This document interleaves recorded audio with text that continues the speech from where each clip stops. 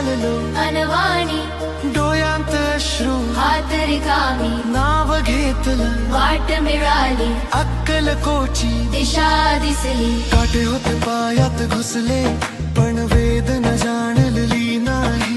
कारण प्रत्येक पाहला मागे स्वामीची कृपा चालत होती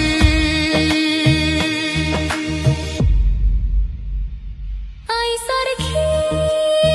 माया दिली वडिला सारखा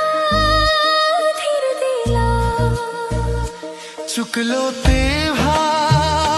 राग नाही पडताना